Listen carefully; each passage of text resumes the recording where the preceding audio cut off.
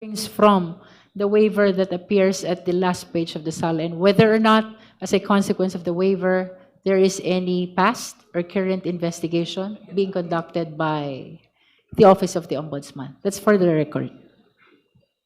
Any other member who wish to?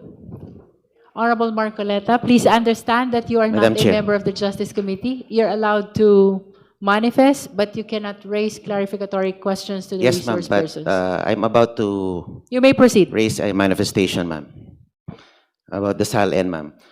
First of all, let me state on record that the SALNs discussed were not attached in the original complaints.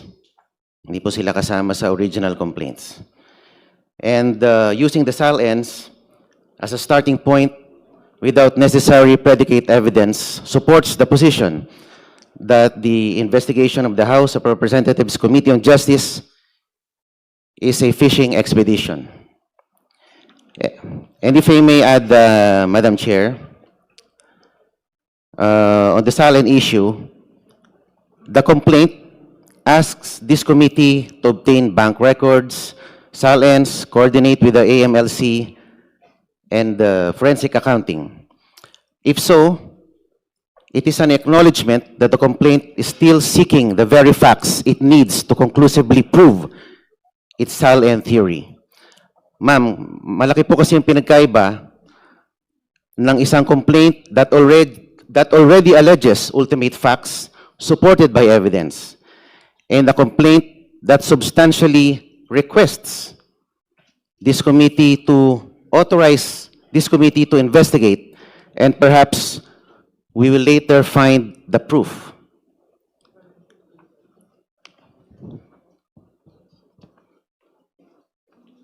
And if I also raise this observation, Madam,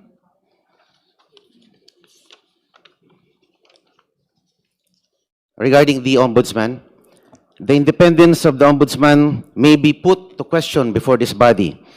The House of Representatives Committee on Justice summons the Ombudsman before the members of Congress and the public to present the statement of assets, liabilities, and net worth of the Vice President, while the Ombudsman has an ongoing investigation before its office. The Ombudsman is mandated to have the primary duty to conduct investigations over the misconduct of public officers. Madam Chair, point of order. There's a point of order, Honorable Marcoleta. Just would like to Honorable clarify. Bishop Abante. I would like to clarify to ask Congressman Marcoleta. Sinabi niya kanina hindi kasama yung SALN sa original complaint. Yes, he mentioned that. Oh, I'd like to clarify. Paano niya nasabi yun? Kasama eh. Ito, babasahin ko.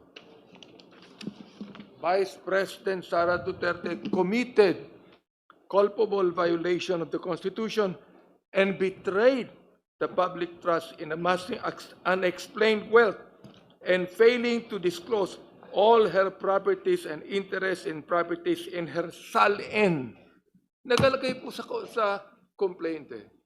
Anong sinasabi niya na hindi kasama sa original complaint? I'd like to find out from him. Honorable Kaya ang hirap Marcoleta. noon, Chair, salita siya ng salita dito. Kinakailangan maging sure tayo na hindi nabanggit. And if I may add, for the guidance of the honorable members and in response to the manifestation of the Honorable Marcoleta, I will be reading the specific paragraph where matters concerning SALN was mentioned in the complaint. With regards to Sabalia complaint, there are allegations in paragraph 107, 108, 109, and paragraphs 285 to 290. And for Cabrera complaint, may we refer the Honorable Marcoleta as well to paragraph 20.3, paragraph 76, paragraph 77, paragraph 232, paragraph 233, 234, 235, 236, 237, 238, 239, 240, 241, 242, and even from paragraphs 244 to 246. For the information of the Honorable Marcoleta, Yes, the ma'am. mentioned Binanggit po ang- paragraphs contained allegations which are relevant to the salens of the respondent. Yes, ma'am, it was mentioned, I think, very adequately, the word silence, but they were never attached to the original complaints. Parang this complaint is just merely requesting the committee to produce evidence. Ibig sabihin, wala pang ebidensya, nakikiusap sa committee na ito para mag-produce ng ebidensya na wala, hindi nakakabit sa original complaints. Yun lang po ang sinasabi ko, ma'am. In other words, you admit that there were a lot of times that salens were mentioned in the impeachment complaint. However, They were never they were not attached. attached in the Opo. impeachment Wala pa complaint. pong ebidensyang nakalakip doon po sa complaint.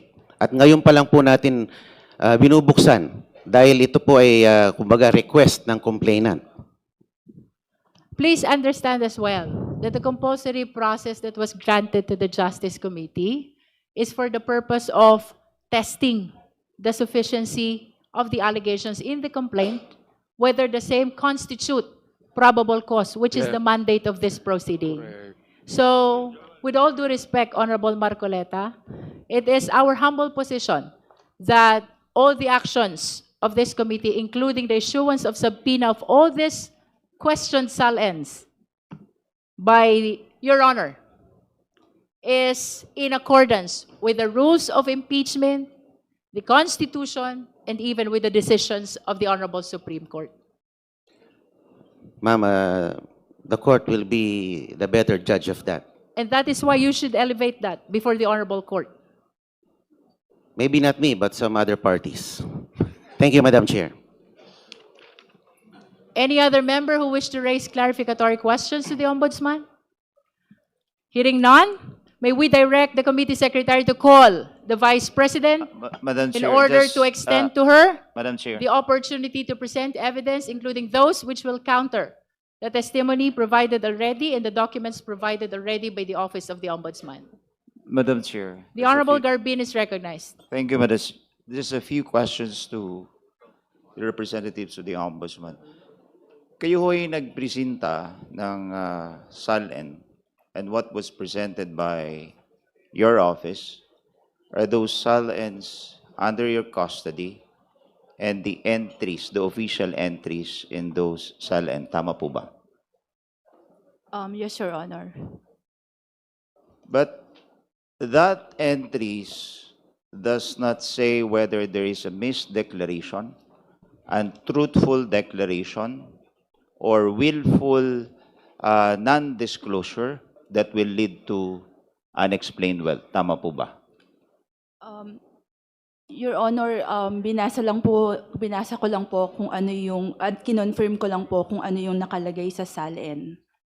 Honorable Garbin, I'm afraid, but we are not allowed to raise questions which will go beyond what appears in the SALN. That's why, Madam Chair, I just need confirmation whether that Yes. presentation Issues concerning yields to misdeclaration. yields in support to the complainants. First of all, Madam Chair, wala yung complainant dito eh. I understand, but please limit your questions to And that's why I the want to ask contents of the sana yung affidavit. complainant Contents of the as SALN. to his allegation, because it was pointed out that the SALN was only part of a broader allegations of unexplained wealth. But as correctly pointed out by Mr. Marcoleta, or Congressman Marcoleta, those SALN that was, or that we want to specifically pinpoint that have material misdeclaration or untruthful declaration was never attached in the first place We are in the not complaint. yet on that, Honorable Garbin. We We are were only on through, the existence of the SALNs. we were already through on that. We already approved, voted on the ultimate facts and the sufficiency in substance. And the annexes provided in the complaint, Madam Chair. So what we have here is an improvement of the complaint, of the complainant's evidence. Tayo yung nagpo-produce ng ebidensya eh, which is not supposed to be the case.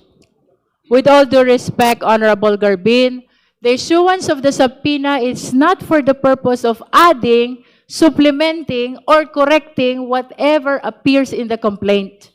The purpose of the issuance of subpoena is to test whether the complaint is sufficient already for the existence of probable cause. To But, aid the justice members in judging whether or not probable cause exists on the basis of the allegations in the complaint, including the attached documents. If I may, Madam Chair. The Honorable Chua. Thank you, Madam Chair. Madam Chair, let me walk you through Section 7 of our Rules of Procedure in Impeachment Proceedings. Sabi po dito, the committee shall conduct a hearing. The committee, through the chairperson, may limit the period of examination by members of the committee. The committee shall have the power to issue compulsory processes for the attendance of witnesses and the production of documents and other related evidence. So, yun po yung ginagawa po natin dito. This SALN, ito pong SALN na to ay pumapasok po dito po sa power ng committee. Hindi naman po tayo ang nagsasabi niyan. Ang nagsasabi po niyan ay ang ating rules. Maraming salamat po, Madam Chair. Thank you. Before we proceed, Madam I just Chair. want to state for the record, Honorable De Lima, that the committee is already in receipt of the notices of disallowance referred to by Attorney Camora of ICFAO COA during the April 14 hearing. This pertains to the disallowances of the first 3 quarters of the OVP Confidential Fund of 2023, the first, the second, and the third. The total amount of these notices of disallowances is 375,000 million, 375 million pesos. So the COMSEC is directed to provide copy of this notices of disallowance to the Vice President, the complainant, and all the members of the Justice Committee. The same is true with respect to the decision referred to as well by Attorney Camora of ICFAO COA. This is to prove that the appeal pertaining to the last quarter of 2022 confidential fund of OVP has been denied, which means that the notice of disallowance for the last quarter of 2022 was affirmed by the Commission on Audit. Likewise, the Committee Secretariat is directed to provide copy of the same to the Vice President, the complainants, and all the justice members. Honorable De Lima is recognized. Thank you, Madam Chair. Just wish to